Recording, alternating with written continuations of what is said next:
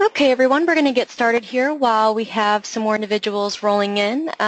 Just wanted to say good afternoon, first of all, and thank you so much for joining today's webinar, Moving the Customer Service Dial in Your Contact Center, One Tool at a Time. I am Nicole Lapworth, the Partner Marketing Specialist here at Enghouse Interactive, and I am so happy to have Art Schoeller with us today from Forrester Research. Art is the Vice President and Principal Analyst supporting application development and delivery at Forrester with 35 years of experience, and that spans computer communication and software industries. I know there's a lot more I could add, but we'll let Art's knowledge speak for itself. And before handing it over to him, I do want to let you all know that we will be recording today's presentation and sending out those slides as well as the recording after today's webinar. So without further ado, I will go ahead and hand it over to you, Art. Nicole, thank you. And I really, first of all, want to say thank you to the folks at Enghouse Interactive for sponsoring today's webinar and giving me this opportunity to share Forrester's point of view on what's going on with contact centers and technology and tools and consumers. And oh my, there's so many moving parts. It can create risk.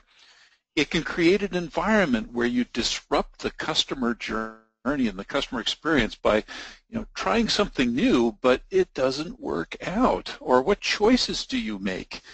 Which is the right one next? What we hope to achieve in today's webinar is what's some of the more interesting things that are happening. What kind of framework or what kind of platform to land this decision-making on top of, some things about what's going on with customer service overall to kind of give you some guidance today. I mean, certainly it's a 1-hour webinar, so we can only cover so much ground, but I want everyone to walk away today with some insights into Forrester's research in the age of the customer and what really is driving and impacting customer experience, customer service within that framework. So, Nicole, next chart, please. So we entitled this, Moving the Customer Service Dial in Your Contact Center, One Tool at a Time. Now, don't take this title literally, where we are indeed suggesting that you only creep along one tool at a time. Some of you go through major migrations, shift an entire platform, so it's like the whole thing is moving. But it still is a struggle in terms of putting together the current state, where we are now, what does a future customer journey map look like, and once we implement that, what the impact is. Did we really move the dial in terms of efficiency or effectiveness or the emotion of customers, which is so important? So yeah, we say one tool at a time so that we can carefully look at this and give the guidance for how to move along and make improvements. But there are times that we do more than just that. So Nicole, let's go to the next chart as far as the overall age of the customer. But I think that, Nicole, you had a survey you wanted to do here, a poll you wanted to do, so go for it. Yeah, so I just launched that for everyone. If you want to go ahead and fill that out, we just want, like Art said, before getting started, we want to see what were your biggest pain points in 2016. As we look to 2017 and the changes that we want to make, what are the biggest challenges that you had in 2016? Was it meeting your service levels, quality management, managing the full customer journey, agent retention, or others? So if you want to go ahead and fill that in, we'll leave it up for a few more seconds here, and then we'll get that closed.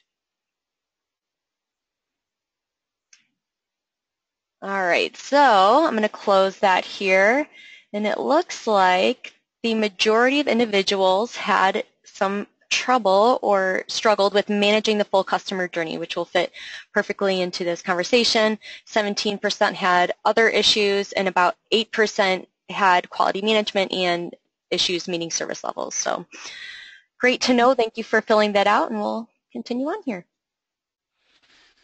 So, and certainly, it was great, and thank you all for providing your feedback on that, because really that full customer journey, when we look at how the customer relates to our entire organization, there's a certain percentage that's outside the scope and the realm of what you do within your contact center. But this is part of the opportunity that's presented today, that having a bigger place at the planning table and having a bigger place at providing feedback to the organization is certainly one of the challenges. Nicole, why don't you let's build this out so they see the full thing. I don't want to do build by build by build here, but just kind of click ahead so we get all of them on the chart here. Forrester chose 2 years ago to devote all of our research towards the age of the customer. Instead of speeds and feeds of technology, it's, well, how does technology relate? Where is it going in terms of helping organizations win, retain, and serve their customers? And the way we break this down is to really into 5 big buckets and identify this as, and largely what we're talking about today is the transformation of customer experience, the impact of digital on your business and how you are digitizing to get ahead of your competitors. Are you being digitized or are you digitizing your competitors in terms of disrupting an industry and setting yourself apart? And we can't go anywhere, and in fact, a couple of our lead analysts at Forrester have literally written a book entitled The Mobile Mind Shift, that our customers, whether it's B2C or B2B, are out there on these incredibly brilliant, highly capable devices connected over more and more advanced networks so that the connectivity in terms of wireless continues to improve, that the amazing capabilities of smartphones, whether it's Apple or Android type devices, et cetera, there's a multiplicity of channels available, and there's a higher degree of engagement that consumers and business people have on their mobile devices. You can't ignore it. And the 4th category here, transform business insights into action. I think we used to call this big data, but it in essence is what can we do with big data that it makes it more relevant, more impactful. When it comes to contact centers, it's not only just looking into the rearview mirror, but it's actually looking at the flow of our contacts and what's happening right now, real-time process guidance or next best action being fed to our agents, the possibility of real-time analytics of unstructured data to be able to better guide agents, et cetera, that really those business insights turning into real-time action and doing a much, much better job in terms of root cause analysis so we can look at the systemic issues that are facing our contact centers. And finally, none of this works unless we really assure our customers that their information, their money, their identity is all done in a very secure and private fashion. We're not going to be touching on any of that today. That's really another team at Forrester who is focused exclusively on security and risk. Next chart, Nicole. So this means that the experience of customers and the notion of service is expanding. We've sort of been on this path anyway, but as opposed to selling a widget or selling a service and it's highly transactional, it is moving to relational. And that before a customer purchases, that there's information, there's relationship building, there's decisions that are provided to that customer. Say, for example, selling a wireless plan to a customer of, say, AT&T, Verizon, T-Mobile, et cetera, it's tuning what plan. It's tuning which device. And then once you onboard that customer, wireless carriers know full well there is a very, very important period that's about a week before purchase and about a month and a half afterwards as far as onboarding that customer successfully so they stay with you. They don't bail out because they've got that initial trial period. And that it sort of reassures the renewal into the future. So also the post-purchase support, break fix, usage optimization. I mean, it really is a product and a service all baked together in a much more seamless fashion is what is going to set the competitors of the future apart versus the others who fall by the wayside.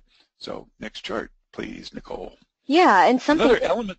Oh yeah, just I was going to add to that. Art, you know, we talk about it being more of a cycle, and you have to be so much more integrated in that cycle to please your customers and create that positive journey now. And especially with a lot of these mediums that we have today, it's so easy for people to complain about bad service. And typically, you don't rave unless the service is amazing and you have a great experience. But a lot more people are very apt to complain about service that isn't so great. Maybe it's not so bad. Even if it is bad, they're a lot more apt to complain about that. So it's so important with a lot of these mediums out there to make sure that you have that positive customer journey and that all of those parts of that cycle are really well oiled and engaged, and that you're so in tune to what's going on. And that's not always so easy to do, like you said, Art. So with that, I'll go ahead and change to the next slide here. Absolutely, absolutely. And as part of this notion of service expanding, and this will be another one we can just kind of fully click out, Nicole, please.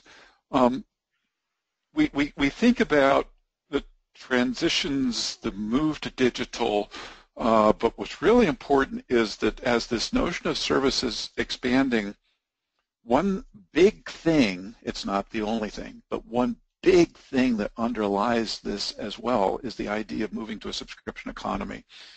Netflix, Hulu, this over-the-top delivery of content that is disrupting companies like I live in Cablevision territory, or Time Warner Cable, or your traditional cable cos, for example.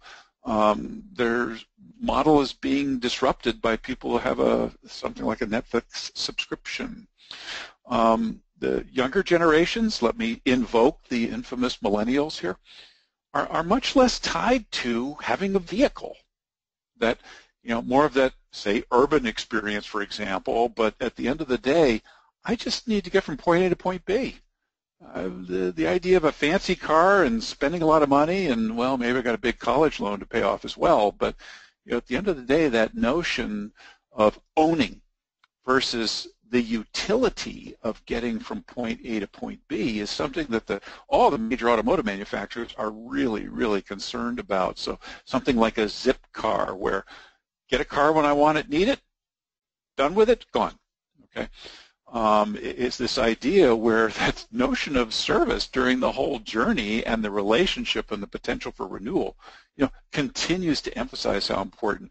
Now, this next chart just is one that I put in here because, at least personally for me, just boggles my mind. Really? Jet engines as a subscription? It's like, and yes, Rolls-Royce is selling jet engines based on hours of thrust.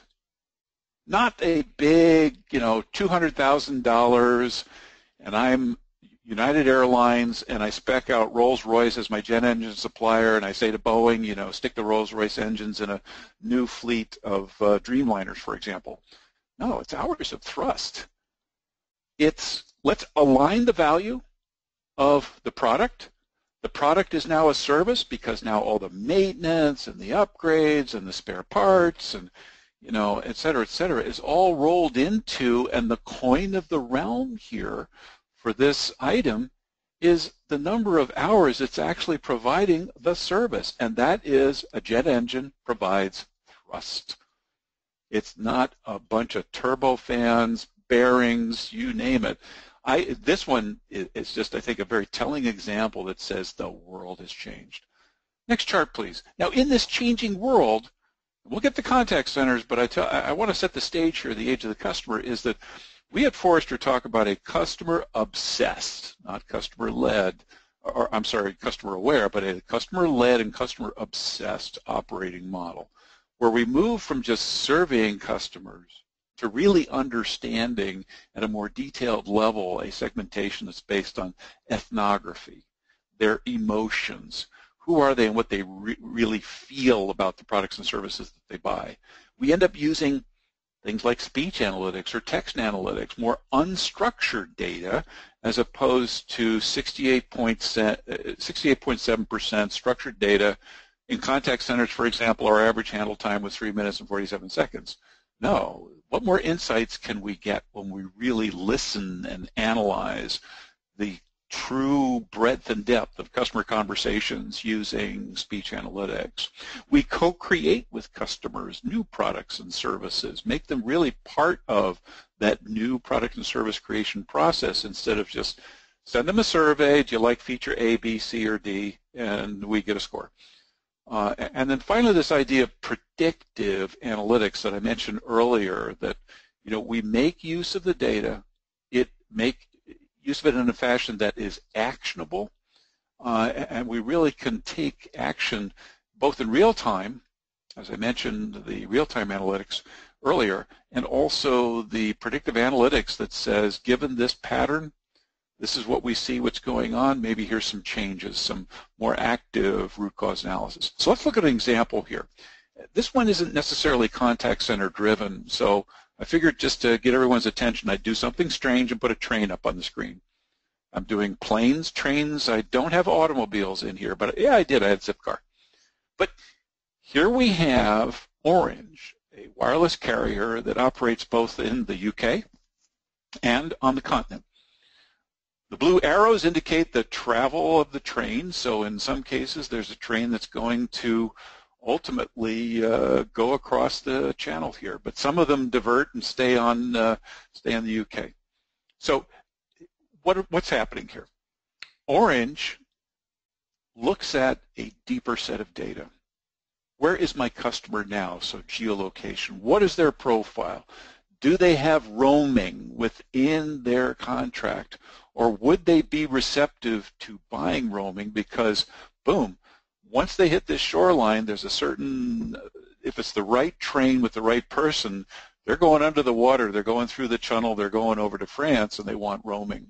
So really making use of deep predictive analytics and real-time information. We can almost think about this as an Internet of Things type feed that drives this. Now, it could be automated on the mobile app, or if they struggle with making the choice, how about escalating this into their contact center, just before they go underwater, so we can close the sale of a roaming agreement. So next chart, please. So what Orange has done here is to look at a deeper set of data, a moment of truth that is an opportunity, leverage predictive analytics, and be able to come up with a way to increase the sale and increase the convenience for the customer of when they go over to the continent, they can roam free. Next chart, please, because I want to also tie in another kind of mobile, but another concept here. United Airlines. Airlines have mobile apps, and getting people to download them, use them, manage my reservations, is my flight late, et cetera, great idea. Most airlines have mobile apps already. What has United Airlines done to extend, to create a real travel ecosystem? It's not just airport to airport, it's maybe home to airport to business meeting. There's those legs of the journey that go beyond the airport. Leveraging the cloud to create a travel ecosystem, to really pull in, and what they've done here is to integrate with Uber, not just forcing you to start Uber from ground zero.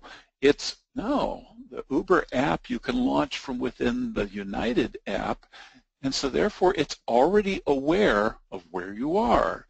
You're at this airport, so you can start out engaging an Uber driver at a more advanced level instead of starting from ground zero. Another convenience for United Airlines customers and a key component of their journey. So let's shift to talk a little bit about what's going on with customers. Those are the concepts about being customer obsessed, the age of the customer, but everyone wonders about web versus web chat versus email versus voice. We survey 5,000 to 6,000 consumers every year. What channels did you use? What's going on? First of all, people more and more have no time and they want effortless service.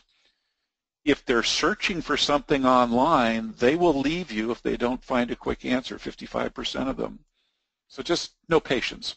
And to confirm that, 77% have said that out of all the things, and not that accuracy, empathy, a lot of our usual contact center metrics to score agent performance, those don't go away. It's just that we've seen continuing to rise over time that the emphasis on valuing my time goes up and up and up.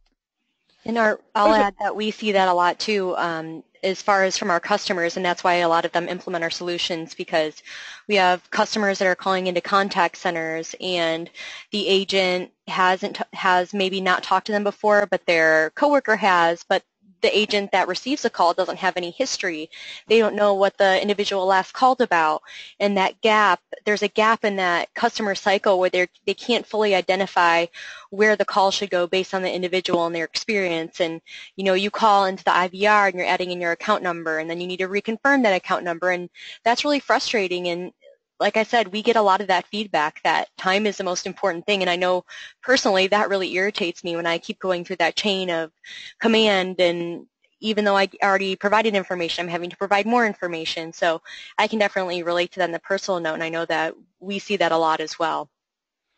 And this is why there's no lacking of opportunities to do something. It's a matter of establishing the right framework for making the decisions about which one, where, how, et cetera, et cetera. Because, of course, as you'll see as we go along here, there's quite a lot of choices as far as what can be done.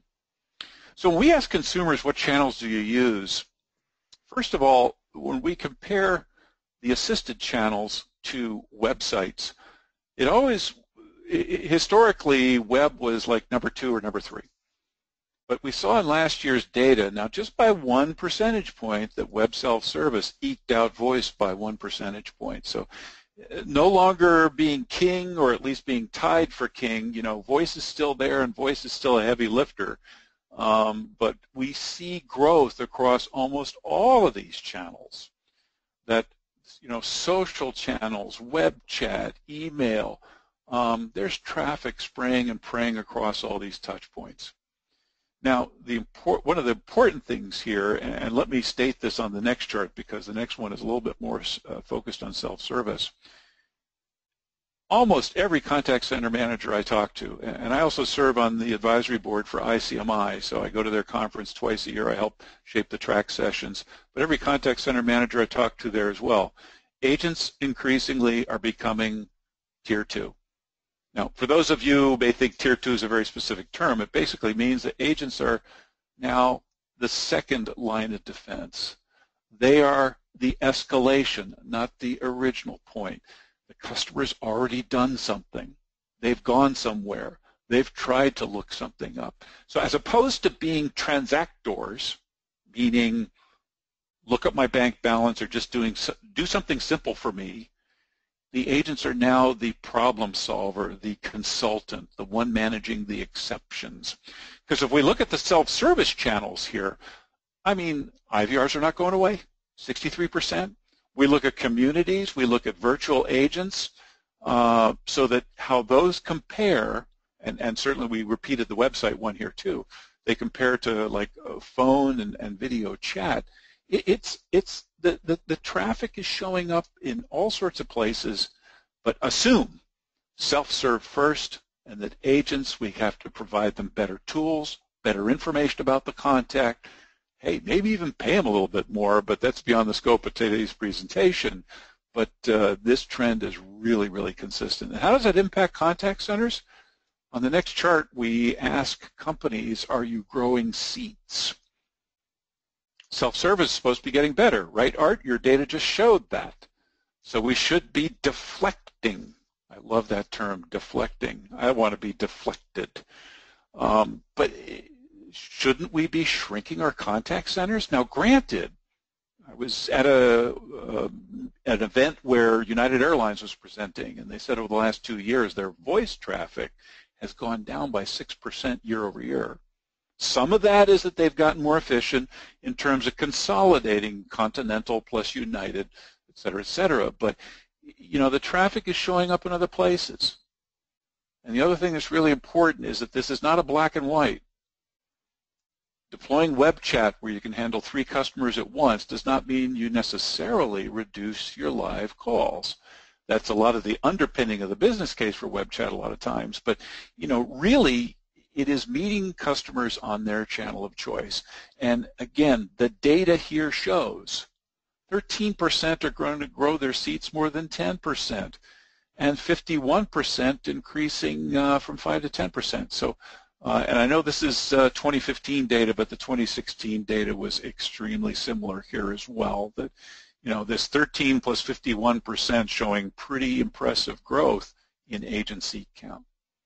Next chart. So as an example of some of where the traffic is going, one of the hot items, one of the possible things to take a look at this year or next year is planting your flag out there in the consumer messaging applications. It's not just about Twitter, so therefore social. Are people messaging on Facebook with each other? Are they messaging using WhatsApp with each other? In Asia Pac, it's we don't have this one here on the chart, but WeChat, for example. These consumer messaging and chat applications are increasingly a place where we as consumers are. And can we extend the reach of our contact centers into that environment? And maybe on the front end, put a bot, for example, but be able to capture that customer service request or the fact that they're looking for a product.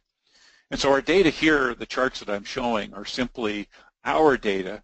We have a panel of people who on their smartphones have agreed to share information about what apps they have, what apps they use. So we're getting telemetry data from wireless users around the globe to show really the propensity and percentage use of things like Facebook, Facebook Messenger, WhatsApp, et cetera, et cetera.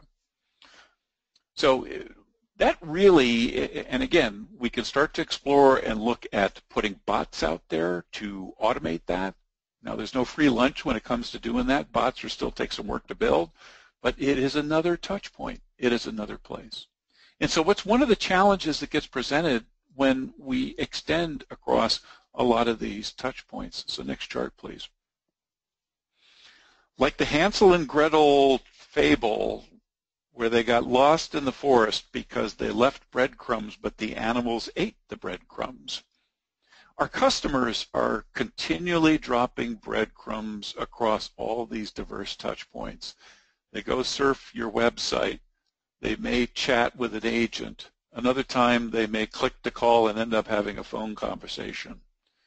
These more incremental pieces of interaction data do not necessarily land within our customer data management systems or our CRM systems. This contextual data can help move the dial in terms of improving customer service because we know more about where they were in their journey, what they were looking at.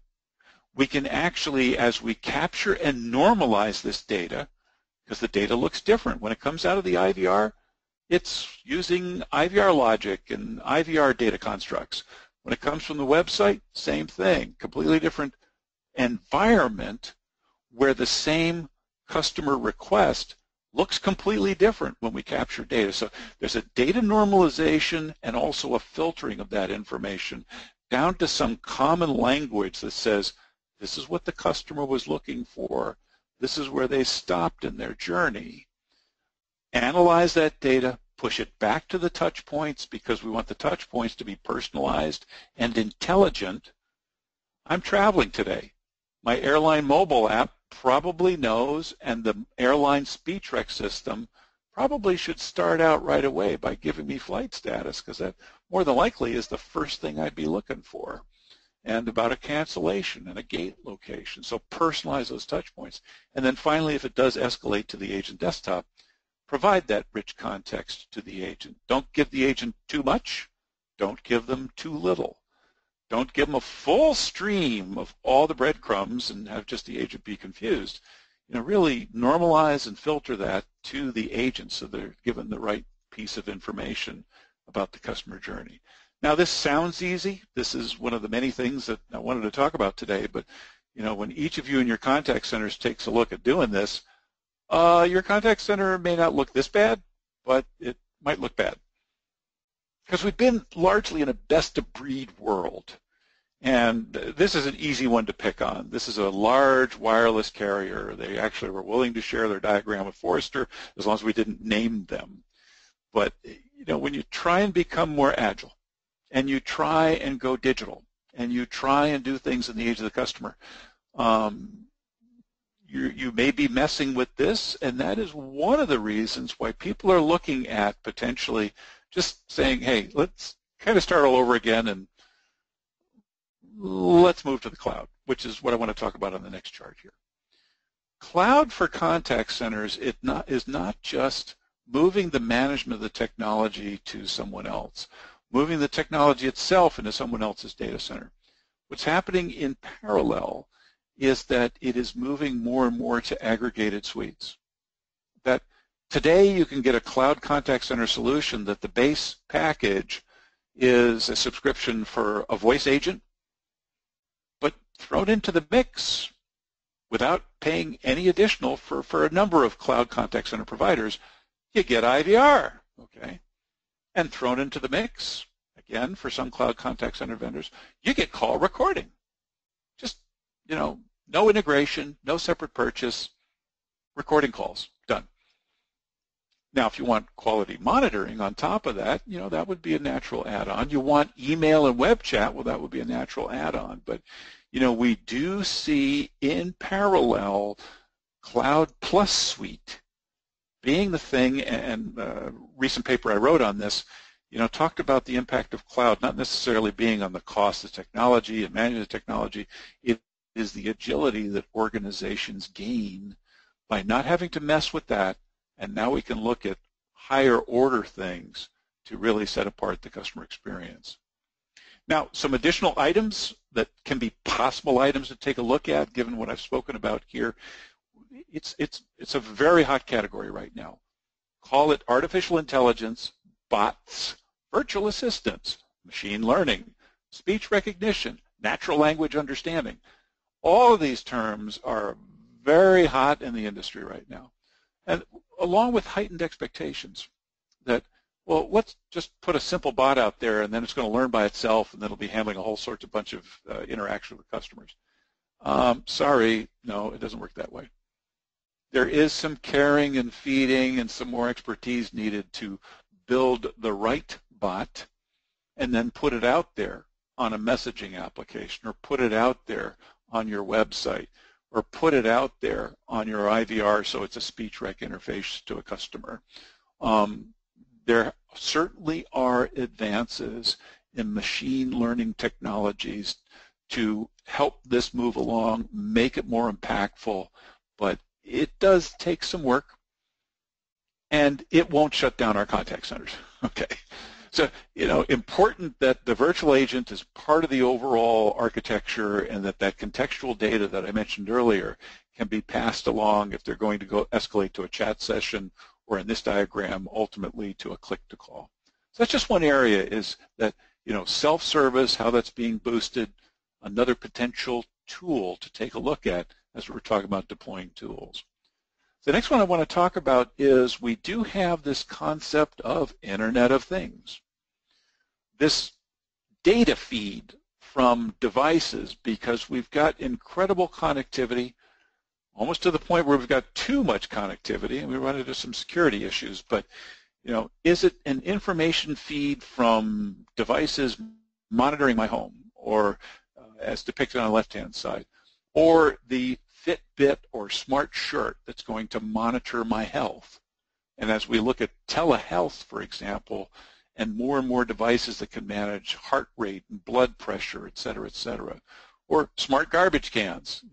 When do I deploy someone to go pick up the garbage? Well, I forget what the city is that's doing this, but the idea, we won't dispatch a truck until the can is full. Or we will dispatch the truck when the can is full so that we don't get overflowing cans. This is another rich set of data and information that we can place into our contact centers and enhance the customer experience by providing a full range of service across their devices. So next chart, but I might actually want to skip ahead. Yeah, let's skip ahead to the next one. So what we've done at Forrester is to look at Internet of Things and where are really the hot spots. Where does Internet of Things make sense across industries and across, different types of functions with those industries? So, for example, managing a fleet. Well, instead of running around with a bunch of mechanics and, trying to, fix a truck somewhere, but in the transportation and logistics industries, retail and wholesale, managing a fleet of vehicles is really hot, okay? Not so hot in primary manufacturing, so it's encoded blue there on the chart. So if you look at across all of these business functions, and we've mapped it to the industries as where Internet of Things makes a lot of sense. So we've got customer order and delivery tracking, inventory and warehouse, things that would, in essence, touch a contact center customer service operation. This is guidance for folks as opposed to saying, let's try Internet of Things. Where should we go try it? So finally, we got two charts remaining here to really kind of comment on some upgrade priorities and what's happening in the industry. Because I want to, again, leave all of you with some very specific advice and guidance when there's so much to pick from, how to pick from it. Here is some peer data. So that survey that I put up there earlier about contact center seats growing or not growing, this is the same survey of contact center managers, or at least the folks that are responsible for selecting technology for their contact centers. And look at what comes up really, number one here is, at the end of the day, multi-channel integration. The omni-channel or multi-channel or whatever term we want to throw at it is something that is impacting all of you and your peers. So voice, web chat, social, certainly you can make use of our data to kind of help prioritize that, but the best practice is to really survey your own customers. What touch points are they on that you're not? How will you know that? Well, you'll know that if you go out and ask them. So that'll give you some semblance of which ones to prioritize. And then I know the challenge for many organizations is that, and frequently a question I'll get is, we're getting ready to deploy web chat. How many agents? Is it 2 or 20? Not an easy question to answer as you fire it up, start it up, and then you try to meet service levels, and you find that now it's sometimes a little easier with web chat. We can cheat, and I hate to say it, but cheating means that when you get agent occupancy up to a certain level, you just automatically pull it from the website, so you just stop offering it, and that's not bad. It's not bad for a trial period. But if you really want to maintain a web chat presence for your customers in a more full-time fashion, yeah, pulling it is not the right answer. Staffing appropriately and doing some overflow is probably more the right answer. But as we look down the list here, mobile app integration for scheduled callback, adding speech rec to IVR, we get to a category of upgrades where the numbers are, gosh, I wish it was more prescriptive for all of you on this webinar to say here are the top 3 or the top 4. But we're only talking differences of 2 or 3% here. And to me, this is an indication that, many of you and your peers certainly are looking across the entire board and picking and choosing and saying that, we've got this piece that, A, might be just plain old, like an old IVR platform, and we need to upgrade that, and maybe we add speech recognition.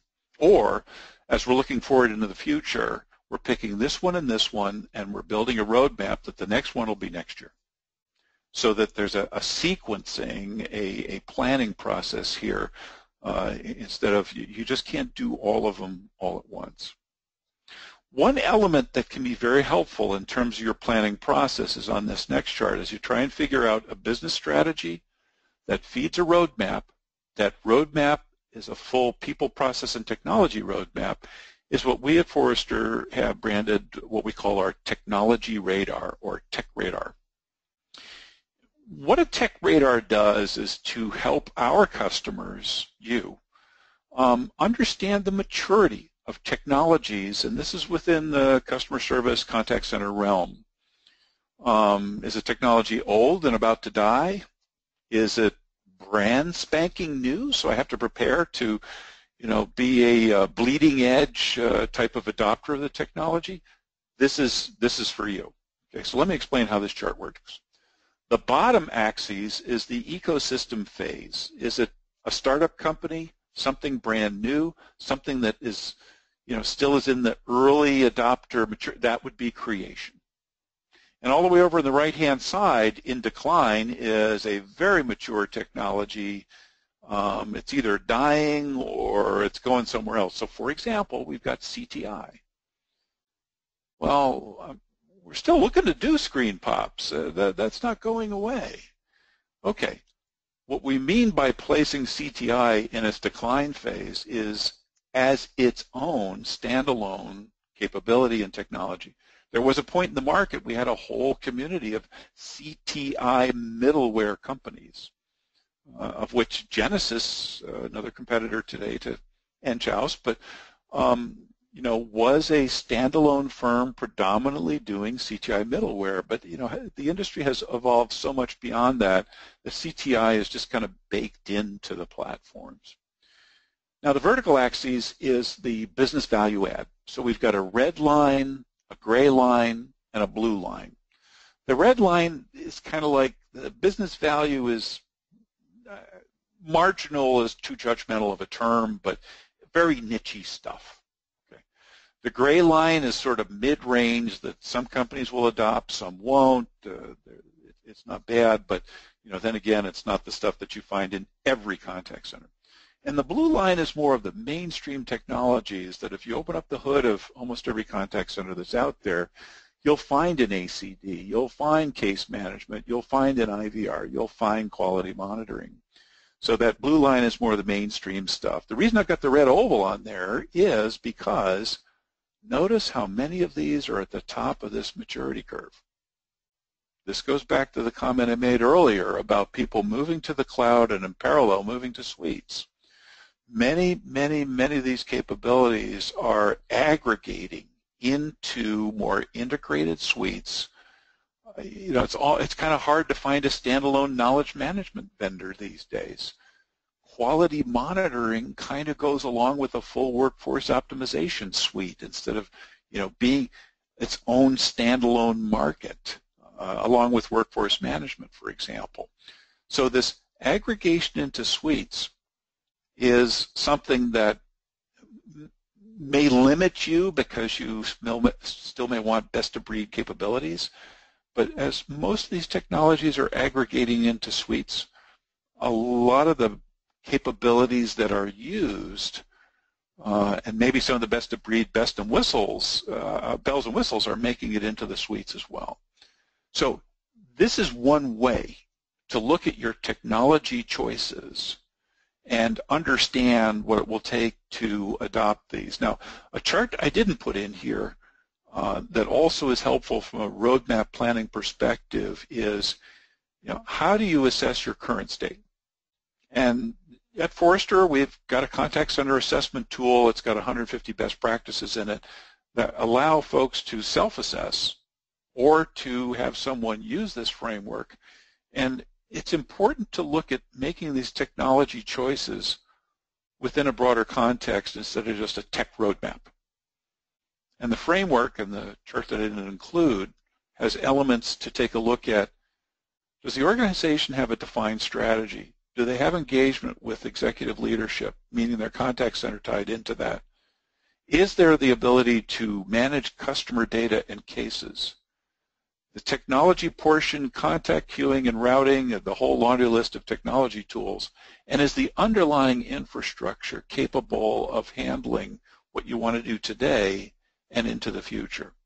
There's about 8 different broad categories to take a look at: people, process, technology, strategy, and governance, to be able to really kind of work through and understand we've got all these choices. What elements do we use to strategize and make our way through choosing which ones, because that was the topic of today's webinar, and be able to deploy the right ones, manage them properly, move on to the next project. Because that's the one thing I really like about customer service and contact centers. I'm just not bored yet. There's never a lack of something that can be done to continue to move the dial of customer service with each and every contact center that's out there. So again, great big thank you to the folks at Enghouse for the opportunity to share this research today.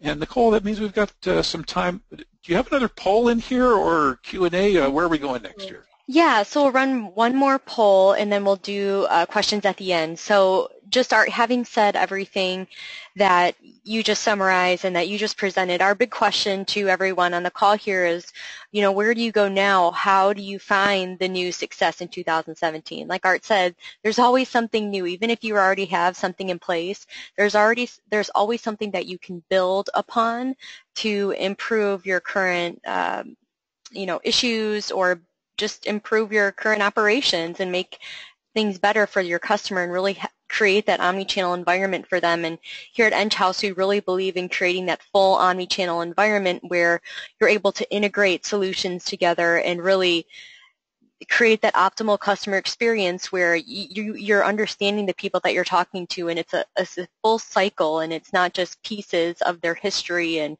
you're throwing them around in the context and are trying to figure out the solution for them, but you're putting an assortment of solutions together to create the best possible situation that you can for them.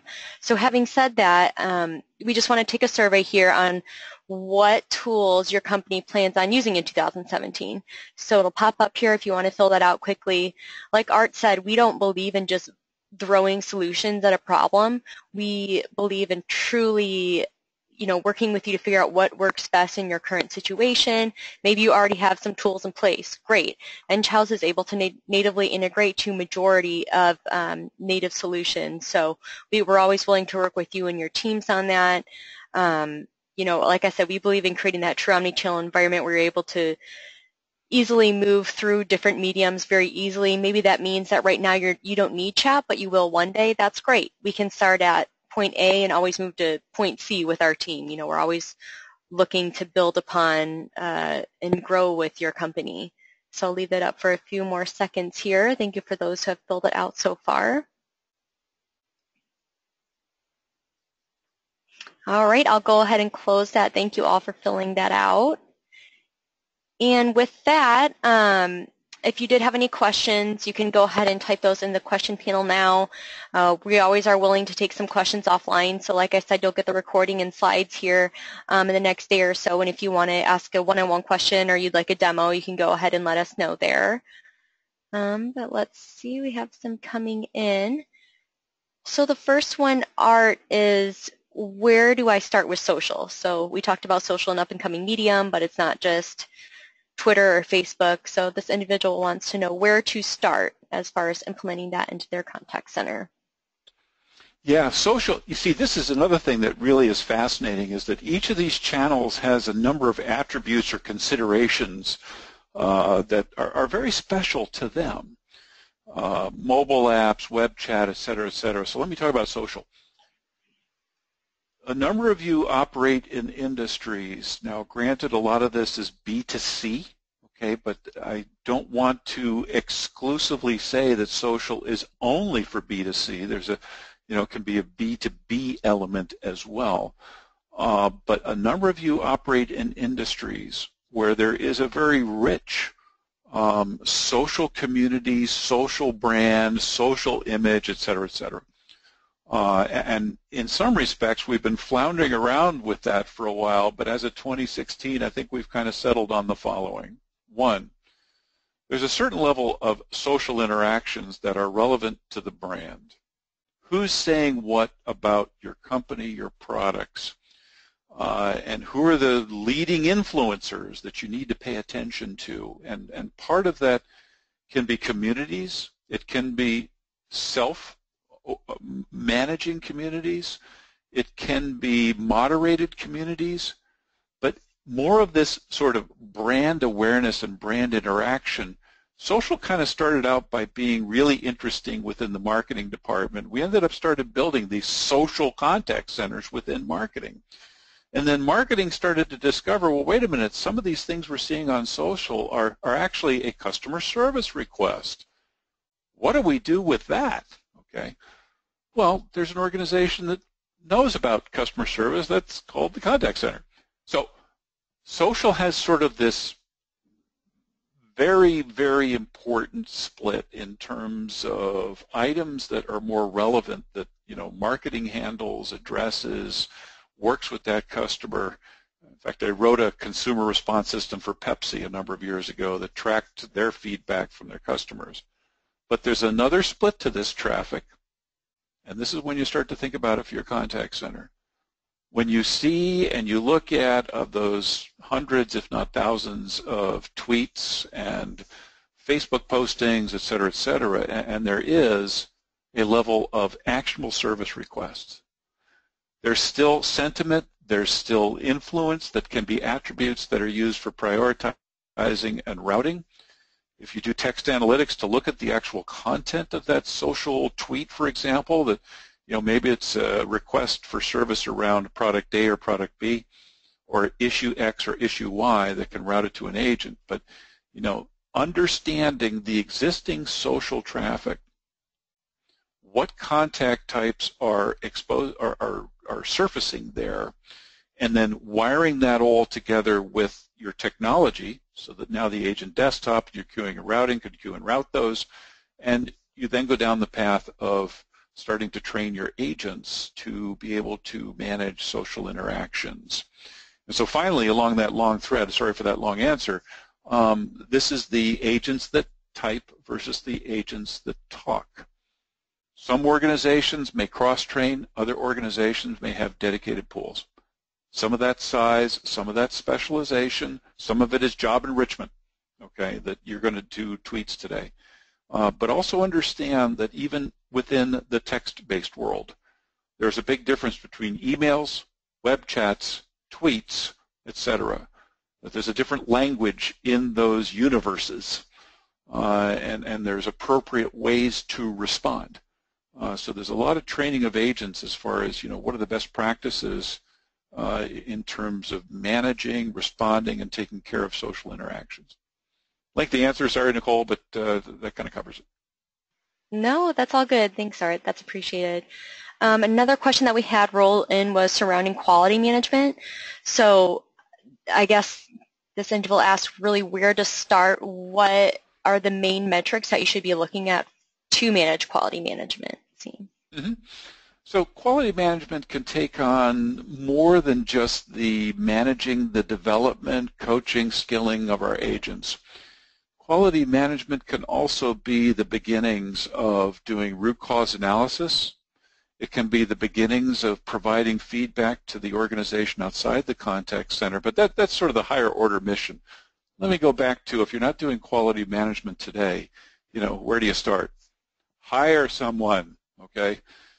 Do not, sometimes we grow within the contact center industry people from an agent to a supervisor, perhaps to a training role, perhaps to a QA role. I don't want to close that off as far as a potential career pathway within your contact center, that you may want to draw your QM folks from your agent ranks, but if you're just getting started, get someone with experience and someone who knows the right way to design the right kind of quality monitoring scoring. There's the classic quality monitoring form. There's 10, 15 points to score calls. And you start to, and you got to get that aligned with what you want to do in terms of managing your agent pool for a career development perspective, and also what you want to do from a business objective perspective, that what are the important things that we want in the customer experience, and how is that reflected in the design of our forms and our metrics in terms of how we coach and manage our agents. If you're just starting, your agents may revolt, okay? We haven't done this before. I'm not used to being scored. I work hard taking calls. We saw this in the late 90s, that when you first institute quality monitoring, you had to anticipate, manage, do the change management, the education, the awareness, so you don't get that revolt. In a larger contact center, if there's multiple people scoring calls, calibration is critical, that you don't get one group or one manager scoring things differently, because the agents will find out right away. So build the right scorecard, get this rhythm in the business, continue to align with management see if this is really driving agent skill development, retention, et cetera, and then, start to grow that function. And yeah, you got to add the technology to do it, but the technology is, the people and process really is a big one here. Excellent. Thanks for that. At this time, it looks like all the other questions we'll take offline, Art. I'll go ahead and reach out to you about those. Those are more specific situations. But at this time, we'll go ahead and wrap it up. Again, thank you, everyone, for attending. We'll go ahead and send out the webinar slides and recording as soon as we can, if not today, tomorrow. And thank you again, Art, for all your time and effort spent on this. We really appreciate you having here as the expert. Great to be able to do it. And again, thanks to the folks here, Nicole and everyone else at Enghouse for sponsoring the webinar today. All right. Thanks, everyone. Have a good rest of the day.